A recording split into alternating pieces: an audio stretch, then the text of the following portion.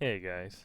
So today I'm going to talk about an ongoing issue in the Star Citizen community, and in particular, an issue within the PvP community.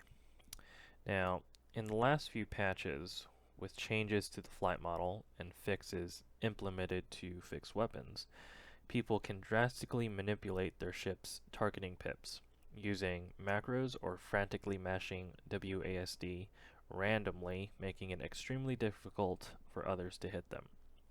The pip with this exploit behaves unnaturally and is clearly being exploited due to how the pips are calculated in these patches.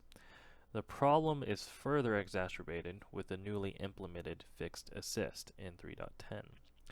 There have been numerous issue council and Spectrum posts detailing this exact issue. Those posts will also be linked down in the description below. Now, I am not alone in saying that people are frustrated that the pip calculations are not where they are supposed to be, and people are exploiting that fact. The whole goal of this video is to demonstrate what the pip wiggle is, what causes it, and what an underlying macro might look like to produce such an effect. After all this, I will talk about subtle ways to work around it until the exploit is fixed. So now we're going to take a look at the problems with fixed assist. So in this test, we're just aiming center mass, so we're just aiming right for the ship itself, not for the pip itself. And here, my pip aligns with my ship. Now, when I start the macro here, the pip starts wiggling around, but as you start to notice, the weapon shots just start spreading everywhere, and the weapon shots themselves are kind of cross-eyed and are just shooting in random directions.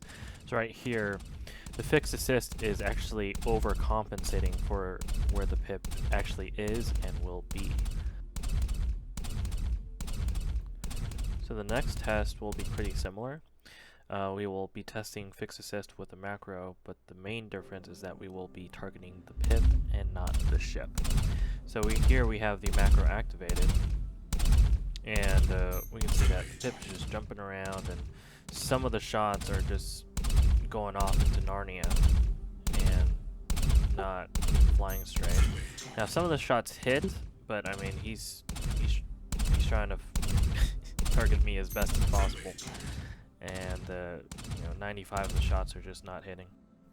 So the next test that we're going to do is going to be a combat test with the macro. So this is not the most scientific test.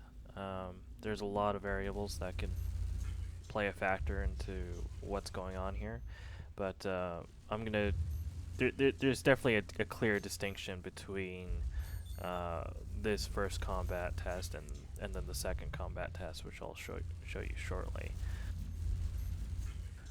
I want you to pay close attention to how the pip is moving and wiggling as Delta is trying to put his crosshair onto my pip.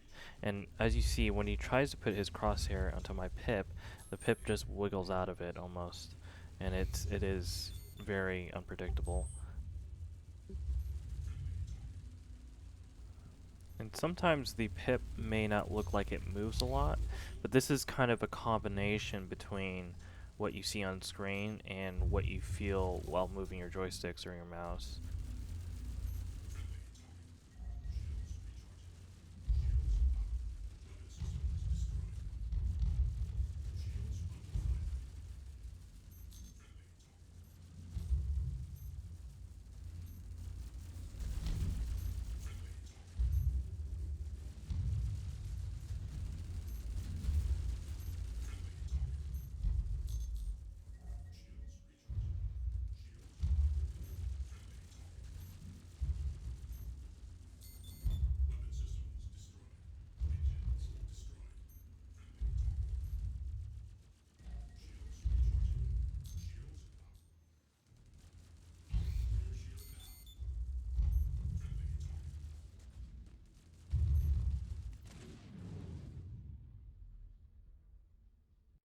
Alright, so now we're moving on to the second combat test.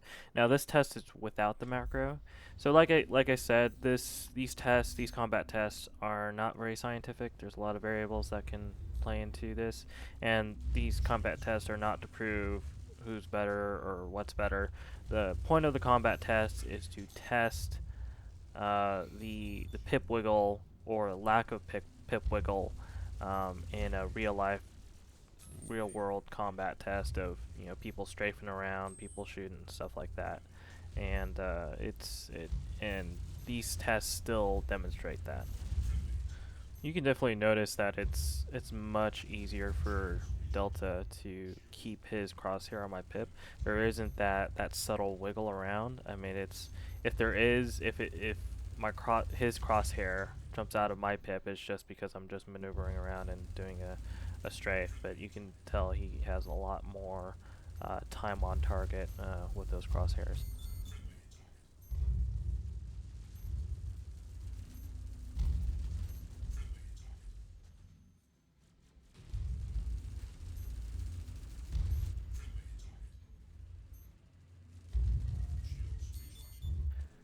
Next, I will be showing you how the macro works and a version of how people may be using it. So I'm going to go ahead and show you how the macro works. So here we're using a program called Droid2Key. This is a free program you can download, and what this program does is convert any sort of joystick input into a keyboard input, keyboard digital input.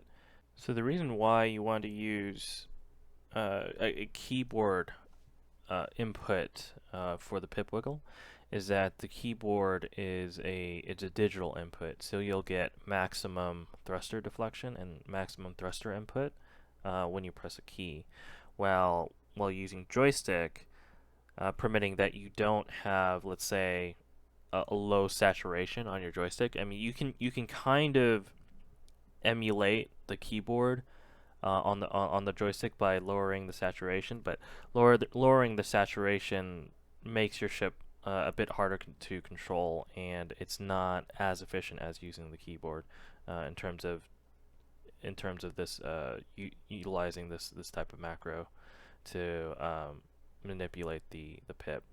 So this macro uses two different types of assignments. The first assignment here uses the up and down and horizontal strafe.